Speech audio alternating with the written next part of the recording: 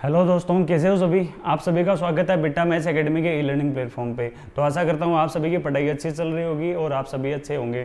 तो देखो हम क्या कर रहे थे, हम एसआर श्रेणी स्टार्ट करती थी हमने, और एसआर श्रेणी में अपन स्टार्ट कर रहे थे कॉम्प्लेक्स नंबर। तो देखो लास्ट क्लास में हमने कॉम्प्लेक्स नंबर के कुछ क्वेश्चन करके देखे थे। आगे बात करते हैं अपन कॉम्प्लेक्स नंबर के ही, जो आगे इसमें कौन से क्वेश्चन दिए हुए हैं उनकी बात करते हैं। तो देखो हमने कहाँ तक कर लिया था इसको, हमने कर लिया था क्वेश्चन नंबर शायद 16 तक कर लिए थे। अब बात करते हैं अपन 17 नंबर क्वेश्चन की।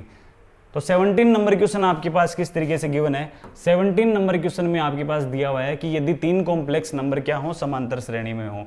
तीन कॉम्प्लेक्स नंबर यदि क्या हो, समांतर श्रेणी में। तीन कॉम्प्लेक्स नंबर यदि समांतर श्रेणी में है वो कौन सी रेखा पर स्थित होंगे। क्या ये निर्देशीय अक्षों पर स्थित होंगे, क्या ये वर्त पर स्थित होंगे, या फिर सरल रेखा पर होंगे, या फिर इनमें से कोई नहीं। ये हमें सोल्व करके बताना है। तो देखो तीन कॉम्प्लेक्स नंबर मानने हैं हमें। तो पहला कॉम्प्लेक्स नंबर मान लिया मैंने Z1 मान लिया a प्लस आयोटा बी। क्या मान लिया, a प्लस आयोटा बी। इसी तरीके से क्या मानेंगे अपन, Z2 मानेंगे, और क्या मान लेंगे, Z3 भी मान लेंगे। अब ये देखो हमें क्या दिया हुआ है कि तीनों कॉम्प्लेक्स नंबर किस में है, समांतर श्रेणी में। तो जो इनके रियल वैल्यू हैं और इमेजिनरी वैल्यू हैं, वास्तविक और काल्पनिक संख्याएं भी क्या होंगी, इसी के अनुपात में समांतर श्रेणी में होंगी। तो मैंने मान लिया जो रियल नंबर हैं, रियल नंबर को मैंने क्या मान लिया, पहले के लिए रियल नंबर a माना, दूसरे के लिए रियल नंबर मान लेंगे अपन a प्लस डी, और तीसरी कॉम्प्लेक्स नंबर के लिए रियल नंबर मान लेंगे अपन a प्लस 2d। क्या मान लेंगे, a प्लस 2d। इसी तरीके से अपन इमेजिनरी नंबर भी मान लेंगे। पहले के लिए मान लेंगे अपन इमेजिनरी नंबर कितना है, b मान रहे हैं ना। Z1 के लिए इमेजिनरी नंबर b। इसी तरीके से Z2 के लिए इमेजिनरी नंबर कितना मानेंगे अपन, Z2 के लिए इमेजिनरी नंबर मान सकते हैं अपन b प्लस डी डेस, क्योंकि सार्वंतर दोनों के लिए अपन अलग अलग ले लेंगे। तो ये मान लेंगे अपन b प्लस डी डेस, और मान लेंगे b प्लस 2d डेस। ये मान लिया अपन ने Z3 के लिए। तो देखो रियल और इमेजिनरी वैल्यू दोनों निकाल लेना अपन ने। तो अपन यहाँ से क्या निकाल सकते हैं, Z2 बना लेंगे। Z2 क्या बनाएगा, a प्लस डी तो हो जाएगा इसका रियल वैल्यू, और इमेजिनरी वैल्यू हो जाएगी इसकी b प्लस डी डेस। क्या हो जाएगी, b प्लस डी डेस। इसी तरीके से Z3 में देखो रियल वैल्यू कितनी है, a plus 2d plus iota, imaginary value कितनी है, b प्लस 2 डेस, b प्लस 2 डेस। अब ये देखो तीनों कॉम्प्लेक्स नंबर आ गए अपने पास। अब हमें निकालना है इन तीनों कॉम्प्लेक्स नंबर की स्थिति क्या होगी। तो देखो तीनों कॉम्प्लेक्स नंबर मान लिए मैंने, ये मैंने मान लिया यहाँ पर Z1, यहाँ पर मैंने मान लिया एक बार के लिए Z2, और तीसरा कॉम्प्लेक्स नंबर Z3 मैंने मान लिया रेंडमली ऐसे ही, मतलब Z3 कॉम्प्लेक्स नंबर कुछ यहाँ पर बिलोंग करेगा। तो देखो इनके निर्देशांक क्या क्या होंगे, Z1 के तो कितने हैं, AB है ना, Z1 के कितने हैं निर्देशांक, AB। Z2 के निर्देशांक कितने हैं, Z2 के देखो a प्लस डी और b प्लस डी डेस। कितने हैं, a प्लस बी और b प्लस डी डेस। Z3 के कितने हैं, a plus 2d b plus 2 डेस। कितने हैं, a प्लस 2d और b प्लस 2 डेज। अब देखो इन तीनों कॉम्प्लेक्स नंबर की स्थिति पता लगाने के लिए हम क्या कर सकते हैं, इन तीनों की क्या निकाल सकते हैं, स्लोप निकाल सकते हैं। तो देखो स्लोप कैसे निकालेंगे, पहले अपन Z1 Z2 लाइन की स्लोप निकालेंगे, और फिर अपन Z2 Z3 लाइन की स्लोप निकाल लेंगे। ये दोनों स्लोप अपन निकाल सकते हैं, क्यों, क्योंकि 2 पॉइंट दिए हुए हैं, और 2 पॉइंटों के बीच में स्लोप निकालने का फॉर्मूला क्या होता है, यदि आपके पास ये पॉइंट हो, इसके निर्देशांक हो x1 y1, इस पॉइंट के निर्देशांक हो यदि x2 y2, तो इन दोनों के बीच में स्लोप निकालने का फॉर्मूला कितना होता है, फॉर्मूला होता है y2 minus y1 upon x2 minus x1। ये स्लोप निकालने का फॉर्मूला होता है। तो यही फॉर्मूला यदि अपन यहाँ पर अप्लाई करेंगे तो देखो स्लोप किस तरीके से आएगी। स्लोप निकाल रहे हैं अपन Z1 Z2 लाइन की स्लोप निकाल रहे हैं। तो देखो m Z1 Z2 लाइन की स्लोप निकाल रहे हैं। तो देखो b प्लस डी डेस में से b को माइनस कर देंगे, तो b प्लस डी डेस minus b upon a plus b में से a को माइनस कर देंगे, a plus B minus A. तो यहाँ से देखो ऊपर से तो b से b कैंसिल और नीचे से a कैंसिल हो जाएगा। तो ऊपर क्या बचेगा अपने पास d डेस, और डिनोमिनेटर में क्या बच जाएगा, डिनोमिनेटर में अपने पास बच जाएगा b। डिनोमिनेटर में कितना बच जाएगा अपने पास, a प्लस बी और माइनस ए। तो डिनोमिनेटर में बच जाएगा अपने पास b की वैल्यू अपने पास। तो देखो डिनोमिनेटर में अपने पास बच जाएगा b। यहाँ पर अपन क्या मान रहे हैं, देखो a प्लस डी होगा, ये क्या होगा, यहाँ पर लेंगे अपन, देखो Z2 के निर्देशांक कितने ले रहे हैं, a प्लस डी ले रहे हैं ना। तो यहाँ पर क्या कर देंगे, a प्लस बी लिख दिया मैंने, सॉरी, यहाँ पर क्या लिखेंगे, a प्लस डी। तो देखो a प्लस डी में से यदि अपन a को माइनस करेंगे तो यहाँ पर भी क्या लिखेंगे, ये गलती से मैंने b लिख दिया, यहाँ पर d लिखना था हमें, ठीक है। तो a प्लस डी में से यदि अपन a को माइनस करेंगे तो यहां पर भी क्या बच जाएगा अपने पास, डिनोमिनेटर में d की वैल्यू बच जाएगी। तो देखो स्लोप आ गई अपने पास, z1 z2 लाइन की स्लोप कितनी आ गई, d dash upon d slope आ गई। इसी तरीके से निकाल लेंगे अपन स्लोप किसकी लाइन की, z2 z3 लाइन की स्लोप निकाल लेंगे। तो z2 z3 लाइन की स्लोप भी इसी फॉर्मूले से निकाल लेंगे। तो देखो b plus 2 dash minus b plus d dash कर देंगे। तो b plus 2 dash minus b minus D dash, ठीक है, अपॉन a प्लस 2d में से माइनस करेंगे a प्लस डी को। तो a plus 2d minus a minus D. तो यहां से देखो क्या बचेगा अपने पास, b से b cancel, 2d dash minus d dash क्या बचेगा, d डैश, और 2d माइनस d क्या बच जाएगा, d बच जाएगा। तो देखो दोनों रेखाओं की स्लोप कितनी आ रही है, इस लाइन की स्लोप और इस लाइन की स्लोप बराबर आ रही है। स्लोप बराबर आने का मतलब हो गया कि ये जो पॉइंट है ये किस तरीके से होंगे, इस तरीके से होंगे। यहाँ पर पॉइंट होगा Z1, यहाँ पर पॉइंट होगा Z2 और यहाँ पर पॉइंट होगा Z3। तभी तो Z1 और Z2 लाइन की स्लोप को बराबर लिखेंगे अपन, क्योंकि Z1 और Z2 ये लाइन की स्लोप क्या आ रही है, Z1 Z2 और Z2 Z3 लाइन की स्लोप यदि बराबर आ रही है तो ये तीनों पॉइंट क्या होंगे, कोलिनियर होंगे। क्या होंगे, कोलिनियर। अब देखो कोलिनियर या फिर सेरेक पॉइंट होंगे। तो सेरेक पॉइंट के लिए कौन सा ऑप्शन आपके पास आ रहा है, यदि तीनों पॉइंट क्या होंगे, सेरेक कोलिनियर होंगे, तो कोलिनियर के लिए देखो वर्त वाला कैंसिल हो जाएगा। इसी तरीके से सरल रेखा पर हो सकता है और निर्देशीय अक्षों पर भी ये हो सकते हैं। तो यहाँ पर क्या करेंगे अपन कि तीनों पॉइंट क्या होंगे, एक सरल रेखा पर स्थित होंगे या फिर निर्देशीय अक्ष भी अपन बोल सकते हैं इसको, क्योंकि निर्देशीय अक्ष भी क्या होती है, निर्देशीय अक्ष भी एक सरल रेखा के रूप में ही होती है ना, और सरल रेखा पर होंगे इसका मतलब ये कोलिनियर होंगे, और निर्देशीय अक्ष भी क्या होते हैं, कोलिनियर ही होते हैं। तो यहाँ पर ऑप्शन नंबर फर्स्ट और थर्ड इसका क्या हो जाएगा, राइट आंसर इसमें हो जाएगा। अब देखो 18 नंबर क्वेश्चन की अपन बात करें तो देखो 18 नंबर क्वेश्चन में आपके पास क्या गिवन है, यदि Z1 Z2 और Z3 तीन क्या है, कॉम्प्लेक्स नंबर है, और इन तीनों कॉम्प्लेक्स नंबर के लिए ये प्रॉपर्टी दी गई है कि mod of Z1, mode of Z2 और मोड ऑफ Z3 की वैल्यू कितनी है, 1।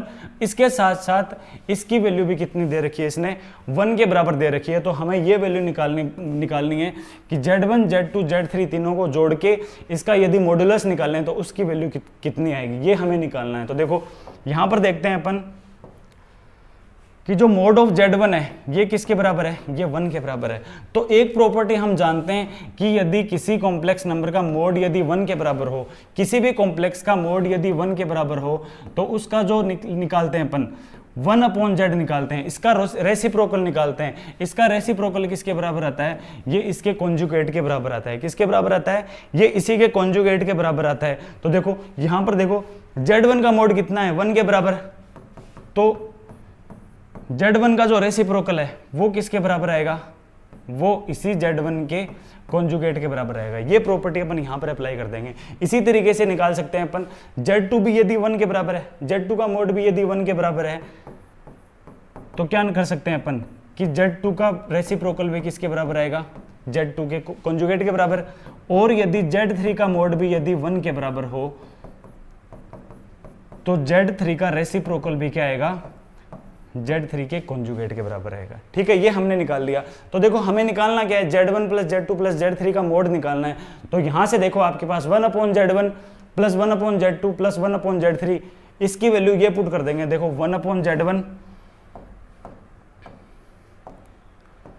यहां से देखो 1/Z1 कितना है, Z1 का कॉन्जुगेट, 1/Z2 कितना है, Z2 का कॉन्जुगेट, और 1/Z3 कितना है, ये Z3 का कॉन्जुगेट। तो ये वैल्यू अपन यहां पर पुट कर देंगे और क्या कर देंगे, इसको 1 के बराबर पुट कर देंगे। तो देखो ये बनेगा अपने पास, ये बन जाएगा कि Z1 का कॉन्जुगेट प्लस Z2 का कॉन्जुगेट और प्लस Z3 का कॉन्जुगेट, और इसका मोड निकालेंगे तो ये किसके बराबर होना चाहिए, ये 1 के बराबर होना चाहिए, क्योंकि ये वैल्यू हमारे पास गिवन है और अपन 1/Z1 का 1/Z2 और 1/Z3 का मान अपन निकाल चुके हैं। तो देखो कॉन्जुगेट की प्रॉपर्टी लगा देंगे यहाँ से और क्या कर देंगे, इसको Z1 plus Z2 plus Z3, इसी का क्या ले लेंगे अपन, कॉन्जुगेट ले लेंगे। ठीक है, क्योंकि कॉन्जुगेट को अपन सेपरेट करके अलग अलग भी लिख सकते हैं। ये क्या है, कॉन्जुगेट की प्रॉपर्टी है। अब देखो यदि किसी कॉम्प्लेक्स नंबर का कॉन्जुगेट करके मोड निकालें या फिर सीधा ही मोड निकालें तो वो क्या होते हैं, दोनों वैल्यू बराबर होती हैं। किसी भी कॉम्प्लेक्स नंबर का या तो सीधा मोड निकाल लो या फिर उसका कॉन्जुगेट करके मोड निकाल लो, दोनों एक ही बात है। तो यहां पर क्या कर रहे हैं अपन, कॉन्जुगेट का मोड निकाल रहे हैं, तो इसको ये भी तो लिख सकते हैं ना कि सीधा ही निकाल लो चाहे मोड, और वो क्या आएंगे, दोनों बराबर ही आएंगे। तो यहाँ से भी ये कितना आ रहा है 1, और ये वैल्यू हमें निकालनी थी। ये किसके बराबर आ जाएगा, ये वैल्यू आ जाएगी आपकी 1 के बराबर। और 1 कौन से ऑप्शन में है, ऑप्शन नंबर फर्स्ट में क्या हो जाएगा, राइट आंसर। ठीक है। ये क्वेश्चन देखो अब,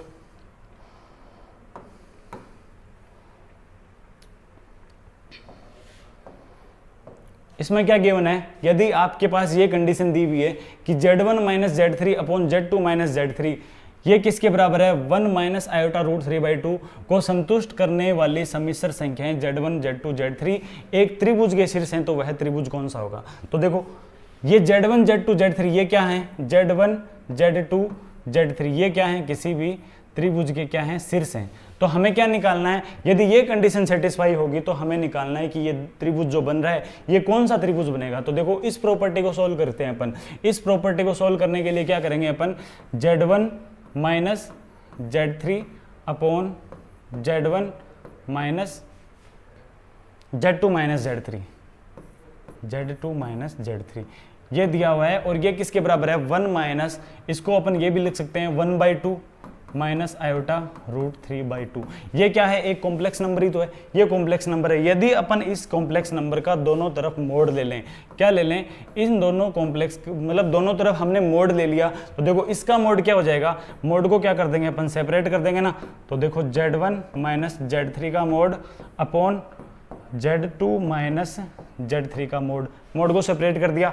और इस कॉम्प्लेक्स नंबर का अपन मॉड्यूलस निकाल सकते हैं। कैसे निकालेंगे, इस कॉम्प्लेक्स नंबर का अपन मॉड्यूलस निकाल सकते हैं कि रियल नंबर का भी स्क्वायर करेंगे और इमेजिनरी नंबर का भी स्क्वायर करेंगे। तो रियल नंबर का स्क्वायर कितना, 1/4, इमेजिनरी नंबर का स्क्वायर कितना आ जाएगा, 3/4, और जब इसको ऐड करेंगे तो ये किसके बराबर आ जाएगा, ये वैल्यू 1 के बराबर आ जाएगी। तो इसका मोड कितना आ जाएगा, 1।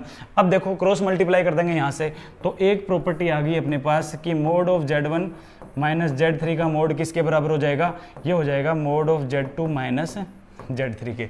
यहाँ से हमने इसको बना लिया इक्वेशन नंबर 1 बना लिया। ठीक है, ये इक्वेशन नंबर 1 बना ली। अब फिर से इसी प्रॉपर्टी को लेके चलते हैं। एक बार तो मैंने क्या किया, एक बार तो दोनों तरफ मोड लेके सोल्व कर लिया, तो हमें ये मिला। फिर देखो इसी प्रॉपर्टी को यदि अपन दोबारा सोल्व करें तो देखो 1 माइनस आयोटा रूट 3/2 है ना, इसको में अपन क्या कर देंगे, इसको अपन पोलर फॉर्म में लिख देंगे। ये कौन सी फॉर्म है, ये कार्तीय फॉर्म है। यदि इसी को अपन पोलर फॉर्म में बनाए तो किस तरीके से बना सकते हैं, देखो ये क्या है अपने पास, 1/2 रूट 3/2 आयोटा, माइनस का साइन है ना बीच में। इसका अपन क्या बना रहे हैं, इसका अपन पोलर फॉर्म में बना रहे हैं। तो इसको पोलर फॉर्म में बनाने का तरीका क्या होगा, पोलर फॉर्म में बनाने का तरीका होता है r cos theta plus iota sine theta, ये तरीका होता है। यहाँ पर थीटा की वैल्यू क्या है, यहाँ पर थीटा तो है इसका आर्गुमेंट, और r क्या है, यहाँ पर r इसका मॉड्यूलस है। तो r तो अपन निकाल चुके हैं, मॉड्यूलस तो हमने कितना निकाला था, 1 निकाला था। तो यहाँ से देखो हमें क्या निकालना पड़ेगा, इस कॉम्प्लेक्स नंबर का हमें आर्ग्यूमेंट निकालना पड़ेगा। तो आर्ग्यूमेंट निकाल सकते हैं यहाँ से। आर्ग्यूमेंट निकालने के लिए पहले क्या चाहिए, हमें थीटा चाहिए। तो यहाँ से देखो थीटा की वैल्यू कितनी आ जाएगी, tan inverse y upon x, y की जगह कितना, रूट 3/2। देखो मैंने बताया था आर्ग्यूमेंट निकालने के लिए एक बार अपन साइन नहीं यूज में लेंगे। यहां पर देखो ये माइनस रूट 3/2 है ना, लेकिन आर्गुमेंट थीटा निकालने के लिए अपन सबसे पहले इसको पॉजिटिव ही लिखेंगे, x और y दोनों को क्या लिखेंगे, पॉजिटिव। ठीक है, तो देखो रूट 3/2 अपॉन 1/2 लिख दिया। ये क्या आ जाएगा, tan इनवर्स रूट 3, और tan इनवर्स रूट 3 की वैल्यू कितनी होती है, ये होती है π/3। मतलब ये अभी तो हमारे पास सिर्फ थीटा की वैल्यू है। ये थीटा है ना, ये आर्गुमेंट नहीं है अभी तक इसका, ये सिर्फ थीटा की वैल्यू है। ये आर्गुमेंट अपन डिसाइड करेंगे इस फॉर्मूले से। यहाँ पर थीटा, यहाँ पर पाई माइनस थीटा, और यहाँ पर माइनस पाई माइनस थीटा, और यहाँ पर थीटा। इस वैल्यू से अपन डिसाइड कर देंगे इसका आर्गुमेंट। और ये किस तरीके से डिसाइड करेंगे, ये करेंगे x और y के साइन के हिसाब से। तो देखो x तो यहाँ पर क्या है, रियल वैल्यू तो क्या है, पॉजिटिव। मतलब रियल वैल्यू इस पे तो हमें क्या जाना है, पॉजिटिव की तरफ जाना है। लेकिन इमेजिनरी वैल्यू हमें क्या लेनी है, नेगेटिव लेनी है। और इमेजिनरी वैल्यू नेगेटिव यहाँ पर आती है, तो लगभग ये कौन से क्वाड्रेंट में होगा, ये फोर्थ क्वाड्रेंट में होगा। और फोर्थ क्वाड्रेंट में आर्गुमेंट कितना होता है, ये होता है माइनस थीटा। इसका मतलब आर्गुमेंट इसका कितना हो जाएगा, माइनस π/3। तो देखो आर्गुमेंट कितना हो जाएगा, माइनस π/3। तो इसी कॉम्प्लेक्स नंबर का अपन पोलर फॉर्म बना लेंगे। और वो किस तरीके से बना लेंगे अपन, देखो ये तो लिख दिया अपन ने Z1 माइनस Z3 का मोड, ये तो एज इट इज लिखा है, यहाँ पर मोड नहीं है ना, Z1 minus Z3 upon Z2 minus Z3। और ये किसके बराबर आ जाएगा, इसी का पोलर फॉर्म में बना लिया अपन ने। इसी वैल्यू को अपन पोलर फॉर्म में बना के लिख देंगे। तो r की value 1 cos minus π/3 plus iota sine minus pi by 3, ये बना दिया हमने इसका पोलर फॉर्म। अब देखो इसको क्या लिख सकते हैं अपन, cos theta plus iota sine theta, इसको अपन क्या लिख सकते हैं, इसको लिख सकते हैं अपन ई की पावर आयोटा थीटा फॉर्म में। क्या लिख सकते हैं इसको, ई की पावर आयोटा थीटा, थीटा की वैल्यू कितनी है माइनस पाई बाई 3, तो ये बन जाएगा ई की power minus iota pi by 3। अब देखो क्रॉस मल्टीप्लाई कर देंगे तो क्या बनेगा, Z1 माइनस Z3 बराबर बन जाएगा किसके, Z2 माइनस Z3 इंटू ई की power minus iota pi by 3। देखो ये दो इक्वेशन बन गई अब हमारे पास। ये सेकंड इक्वेशन, फर्स्ट इक्वेशन क्या थी, फर्स्ट इक्वेशन ये थी हमारे पास कि mod of Z1 minus Z3, और ये किसके बराबर होगा, ये होगा Z2 माइनस Z3 का मोड। ये इक्वेशन बना ली हमने दो, ठीक है। अब देखो इन दोनों इक्वेशन को सोल्व करके अपन त्रिभुज कैसे निकाल पाएंगे। ये तो हमारे पास गिवन है कि ये क्या है, एक त्रिभुज के ही कोऑर्डिनेट है, Z1 Z2 Z3, ये क्या है, एक त्रिभुज के वर्टेक्स के कोऑर्डिनेट है। तो हमें ये निकाल के बताना है कि ये त्रिभुज कौन सा बनेगा। तो देखो Z1 Z2 Z3, यहाँ से देखो ये जो इक्वेशन नंबर सेकंड अपन कर रहे हैं, इस इक्वेशन नंबर सेकंड का मतलब क्या है, इक्वेशन नंबर सेकंड का मतलब है कि Z1 माइनस Z3 का मोड, और Z1 माइनस Z3 का मोड निकालने से मतलब होता है कि Z1 और Z3 के बीच में दूरी जो होती है, यही क्या होता है, यही होता है Z1 माइनस Z3 का मोड। तो यहाँ से मतलब हो गया कि Z1 माइनस Z3 का मोड और Z2 माइनस Z3 का मोड, ये इसका मतलब हो गया कि Z2 और Z3 के बीच की दूरी। इसका मतलब ये हो गया कि इसको यदि अपन e की power minus iota pi by 3 से मल्टीप्लाई करेंगे, इसका मतलब हुआ कि Z1 माइनस Z3 और Z2 माइनस Z3 के बीच में जो एंगल बन रहा है वो क्या बन रहा है, माइनस पाई बाई 3। क्या बन रहा है, माइनस पाई बाई 3। तो इसका मतलब हुआ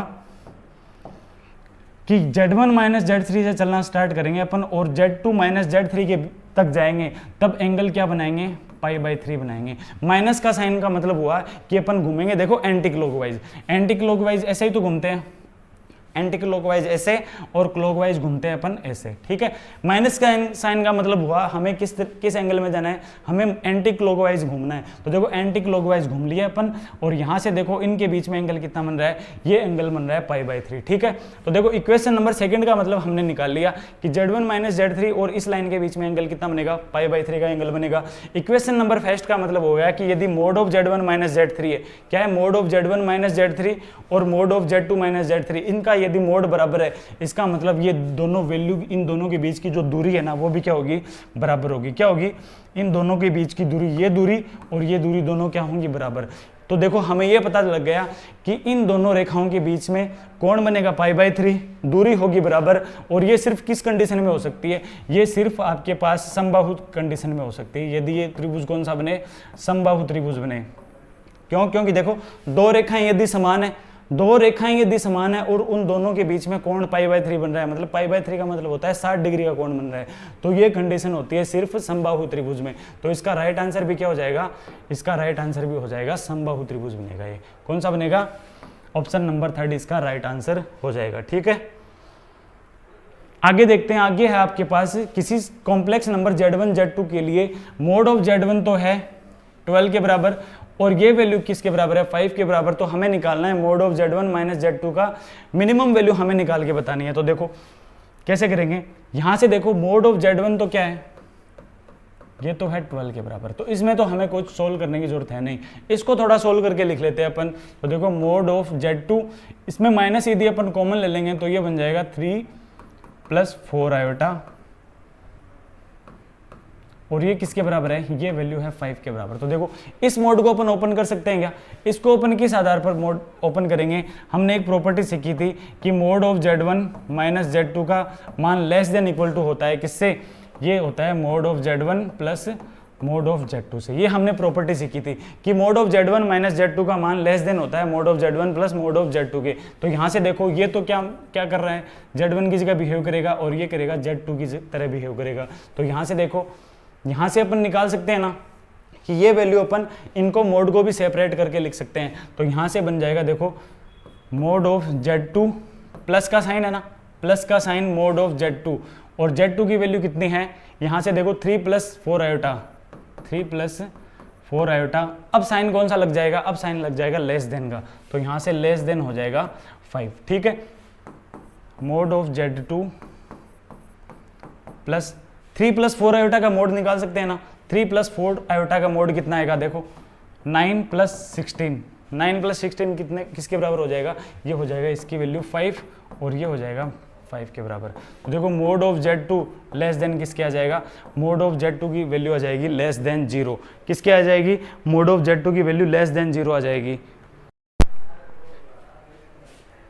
अच्छा ये प्रॉपर्टी लगाएंगे अपन, कौन सी प्रॉपर्टी लगाएंगे कि mod of Z1 minus mod of Z2 less than, ये होता है ग्रेटर देन किसके, mode of Z1 minus Z2, ये प्रॉपर्टी लगाएंगे। ये प्रॉपर्टी अपन नहीं लगाएंगे, कौन सी लगाएंगे कि mod of Z1 minus Z2 greater than equal to होता है mod of Z1 minus mod of Z2 के। तो यहाँ से देखो अपन क्या कर देंगे, माइनस का साइन लगाएंगे, यहाँ पर किसका साइन लगाएंगे, माइनस का।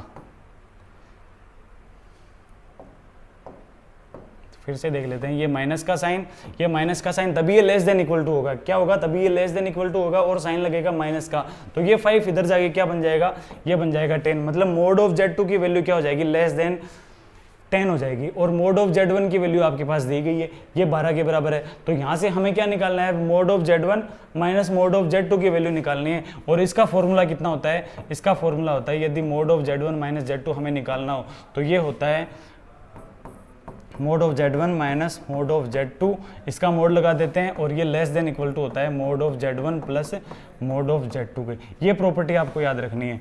इस प्रॉपर्टी से अपन क्या कर सकते हैं, इसकी मैक्सिमम और मिनिमम दोनों वैल्यू अपन निकाल सकते हैं। तो यहाँ से देखो आप यदि अप्लाई करोगे ना यहाँ पर, तो देखो mode of Z1 minus Z2, mode of Z1 minus Z2 ये लेस देन इक्वल टू हो जाएगा mode of Z1 plus mode of Z2। Mode of Z1 की वैल्यू कितनी है, 5, कितनी है, 12 है, और मोड ऑफ Z2 की वैल्यू कितनी है, 10। तो ये बन जाएगा 12 + 10।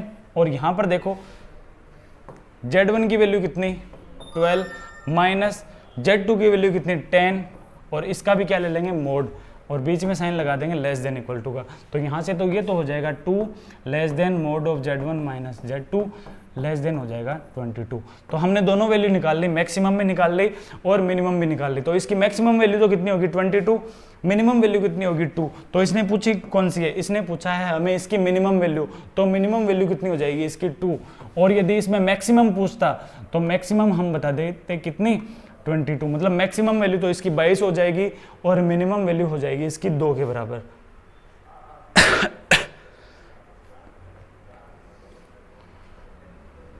हाँ हाँ बस आ रहा हूँ। अब ये देखो 23 क्वेश्चन देखो, इसमें आपके पास क्या गिवन है,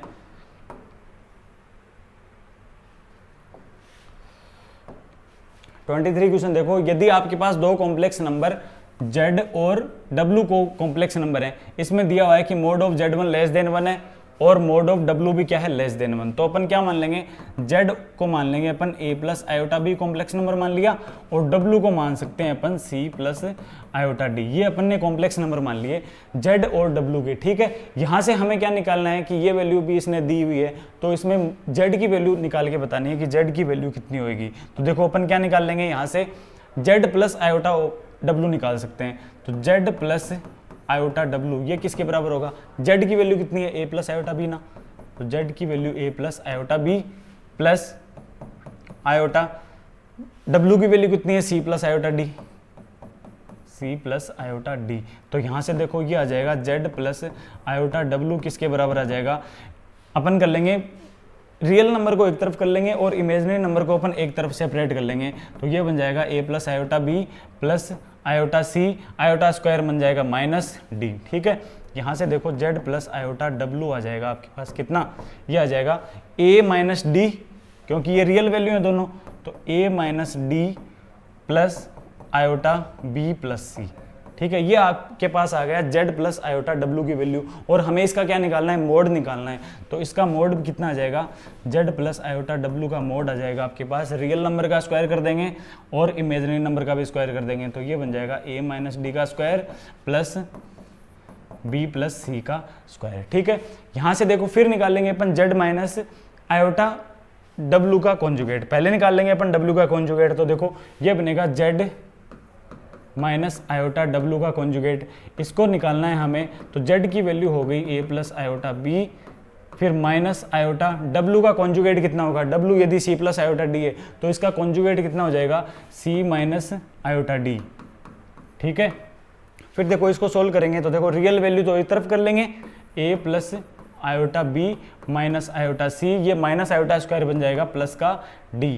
यहाँ से देखो a प्लस डी तो है इसकी रियल वैल्यू, फिर प्लस का साइन आयोटा ले लेंगे कॉमन, और b माइनस सी क्या हो जाएगा इसकी इमेजिनरी वैल्यू। दोनों निकाल लिया, और हमें इसका क्या निकालना है, इसी का भी हमें निकालना है मोड। तो इसका मोड कितना आ जाएगा, a प्लस डी का square plus b minus C का होल स्क्वायर। और ये दोनों किसके बराबर हैं, ये भी 2 के बराबर है, यहाँ पर भी लिख दिया मैंने बराबर में 2, और यहाँ पर भी क्या लिख दिया बराबर में 2। अब इन दोनों इक्वेशंस को सोल्व करके अपन निकाल सकते हैं किसकी वैल्यू, इन दोनों की अलग अलग सेपरेट वैल्यू निकाल सकते हैं। तो दोनों तरफ क्या कर देंगे, स्क्वायर कर देंगे ना।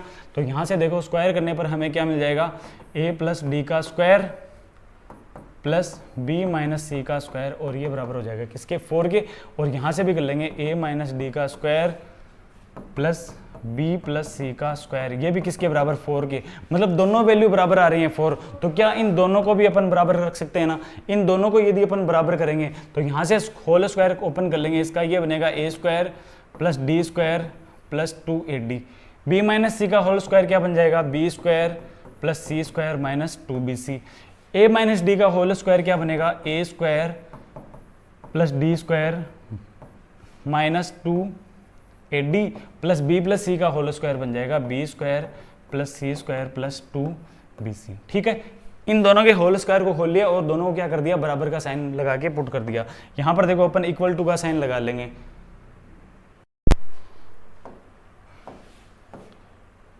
यहाँ पर क्या लगा लेंगे अपन, बीच में इक्वल टू का साइन लगा लेंगे। ठीक है, अब देखो कैंसिल कौन सा हो रहा है, यहाँ से a स्क्वायर, यहाँ से a square cancel, d square से ये d स्क्वायर कैंसिल, फिर b square plus c square, यहाँ से भी b square plus c square cancel हो जाएगा।